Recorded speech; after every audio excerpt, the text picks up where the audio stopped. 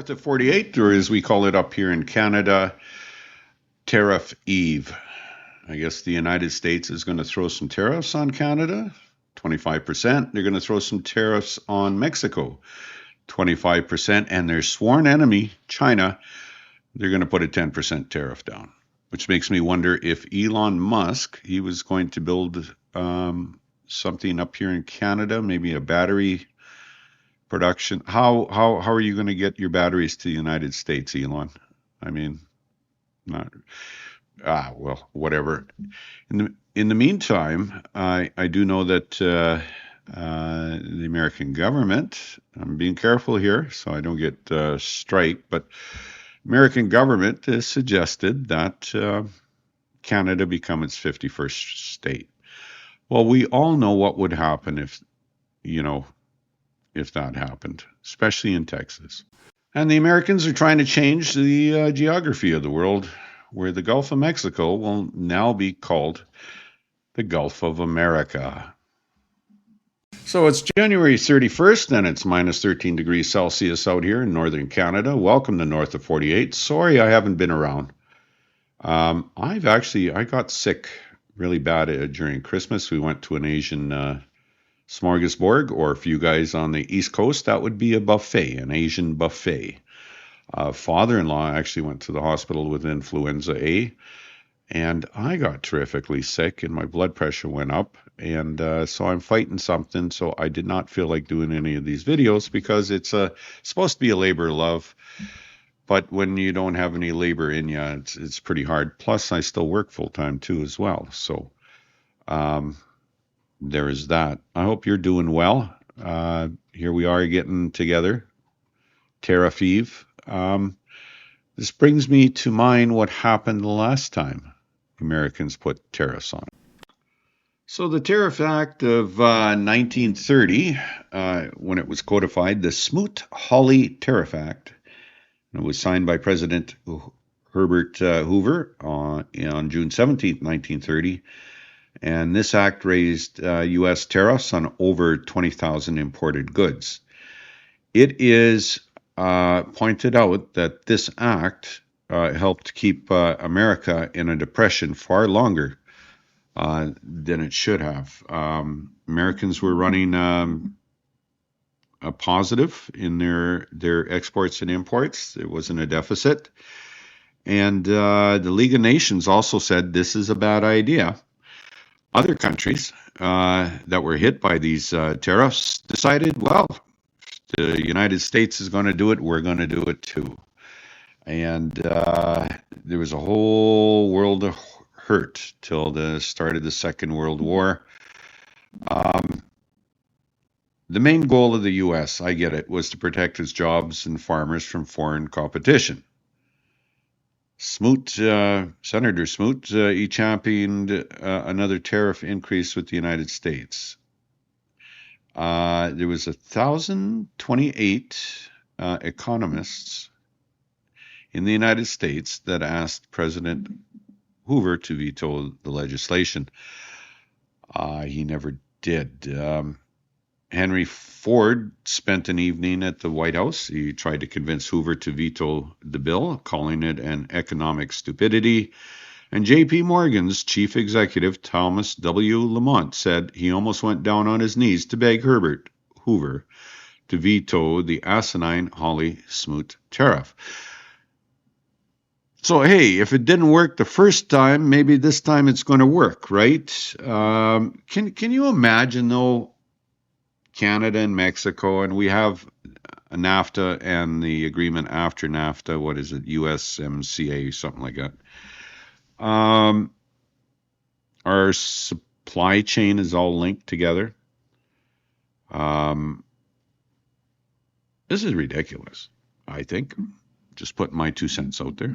In the Oval Office, and I can confirm that tomorrow, the February 1st deadline that President Trump put put into place at a statement several weeks ago continues. The president will be implementing tomorrow a 25% tariffs on Mexico, 25% tariffs on Canada, and a 10% tariff on China for the illegal fentanyl that they have sourced and allowed to distribute into our country, which has killed tens of millions of Americans. These are promises made and promises kept by the president. The president yesterday said that last night he was planning to discuss whether an exemption would be made on oil imports.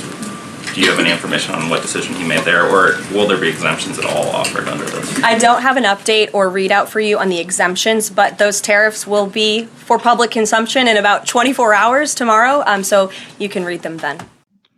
Okay, well, what do we know on impacts on Canada? Well, a study estimates that a 25% tariff on Canadian exports to the United States could cost Canada's economy $275 billion in GDP by 2030 and more than 200,000 lost jobs. Now, apparently, the cabinet appointees have said that it's not necessarily that there's a bad trade deficit with Canada.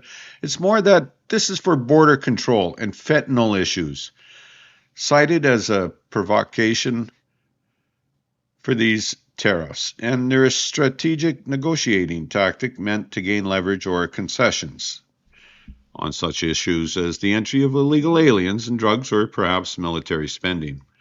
The second dimension to this is the executive order calling for federal agencies to investigate U.S. trade deficits and to refocus trade strategy as a matter of national security by April 1st. These studies have far-reaching objectives. They want to create structural changes to the way America trades to bring economic production home to the U.S. and to force changes in the actions of trading partners that will drastically alter the global trading status quo. The third element of the tariff approach is revenue generation to pay for the $4.3 trillion tax cut that the government wants. So there was, what was it? Anything over $100, you're going to pay 100% tax or 30% tax, going to get rid of personal income tax. I don't know. But anyways, in Canada, the Prime Minister and the Premiers have largely agreed on a dollar-for-dollar matching tariff, except for, of course, Alberta Premier Daniel Smith, who went to Mar-a-Lago, who tried to get in and watch the inauguration, and who's just been a bit of a, well, maybe she has a point, I don't know. But Saskatchewan Scott Moe also disagrees with the counter threat of an export tax on Alberta oil and gas and Saskatchewan's potash exports to the U.S. Let's talk about Saskatchewan's potash exports. I want duties on them then. The American farmer is reliant on the potash exports that we send to the U.S. to grow, to make their ground more nutritional for the plants. And I, as a Canadian, I would say screw it, because there's lots of countries in the world who want our potash. And as far as the oil goes, oh my God, we're selling it to you guys anyways for, what was it, $6 off the world trade price. That's, you're getting 25% tariff on that already. I mean, what do you want? So possibly those will be taken off the board. I'm not sure, but it's steel and aluminum, and Canadian steel producers, Stelco, has said they will not export to the United States as present.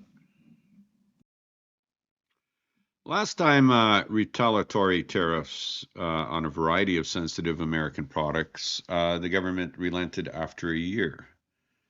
But, he's got more, there's more capable advisors. There's a plan in place in America. And is the world going to suffer over this stuff? I'm going to say, yeah. For now, it's for sure. We have no reprieve from 25%. business leaders in Canada want to fight U.S. tariffs. Now, let's look at it another way.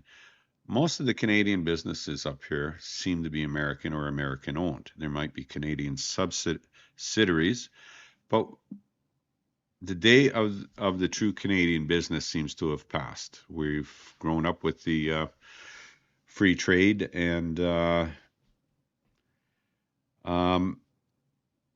have Home Depot up here. We have Krispy Kreme and stuff. We have Walmart. What's going to happen? Like Walmart, how are they going to get their American goods up here, or Mexican goods, I guess, or Chinese goods, if they have to go through the United States border and there's taxes on it or tariffs? Because without a doubt, Canada will respond. There's already been talks with the EU of Canada actually joining the EU. I do not know how far that's going to get. It's interesting, though.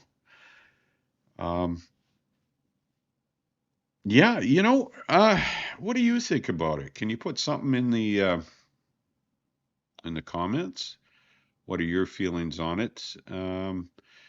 So right now we have 9 in 10 of 250 Canadian business leaders wholeheartedly believe that the federal and provincial governments must stand firm in protecting Canada's sovereignty and values.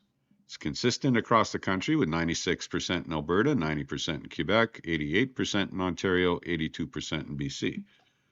85% believe Canada should fight U.S. tariffs with retaliatory tariffs. 94% say Canada and the 13 premiers must show a united front to the U.S. 82% of people in Canada want a targeted dollar-for-dollar retaliatory response. 80% are preparing or bracing for a recession this year as a result. 90% want to eliminate interprovincial trade barriers. So it's easier for me to get something out of the States than it is to get something from Ontario. Because of these trade barriers and also the distance. We're closer to the States than we are to Ontario, and I'm up in northern Canada. 56% of businesses say they will lay off employees if tariffs are implemented.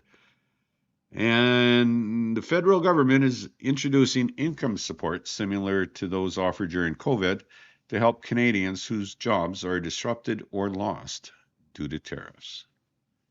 But 79% are concerned about related inflationary impacts of increased fiscal spending if a bailout fund is created. So what have we learned? I learned I'm already tired of anything with politics or America. Can you just be quiet for a couple of weeks, for a month, let the rest of the world, be relaxed? That's where I'm getting. I'm thinking, well, we've seen this before. I think we're going to know what's going to happen here. There's either way, there's going to be a lot of people unfairly and unjustly caught with these tariffs, with these exports? Or will there be a complete reversal and say just fooling? But instead of putting the tariffs on, we're going to take $4.1 trillion of taxes out of the economy. And you guys can pay all your taxes with on your state taxes, I guess, or on goods. I know it's just the logic of everything coming out economically it doesn't sound right, does it? I'm not a big fan of that neoliberal stuff. I wasn't a big fan of NAFTA. I think it was a BS thing to do, to be honest. It cost us thousands of jobs in the automotive industry. U.S. Steel came in and bought one of the Stelco plants, and then they left back to the United States. It's just, I think it's been devastating. Canada needs more manufacturing here. That's the one thing we should be doing. And I thought We had learned that through COVID, where we couldn't even manufacture the jab for a while, or masks, and had to get them from China. Like, what's wrong with this picture? Have we screwed up our supply chain network that badly? I thought we were going to get more domestic control over our manufactured goods. However, we do get a lot from the United States. So I would suggest to you, we ain't going to get as much anymore, because who's going to pay those high prices? So I'm working on a video of what I feel like hopefully more professional than this is. This is everything off the top of my head pretty well. On what's it like to be the 51st state, and you know that the United States and Canada both had plans to invade each other. So we have thought about this before, and I remember in the 70s reading the book. It was called Ultimatum by General Richard Romer, and it's the story of the U.S. invading Canada, as written by a Canadian. More precisely, it's the build-up to the invasion, the haggling, set in the backdrop of the 1970s energy crisis. Now, could we have an energy crisis if Canada has to shut off its oil? Well, you can drill, baby, drill, but look, I just hope Americans and Canadians can get along. If you've been into the Canadian chat rooms on Reddit and stuff, holy mackerel, or Quora, is it? You know, there's a lot of disdain for what's happening, and rightly so. But don't let us have any disdain for you. And as the Guess Who said, we don't need your war machines, and we don't need your ghetto scenes. Sparkle someone else's eyes. And I think Americans would agree. Thank you. Till next time. Bye.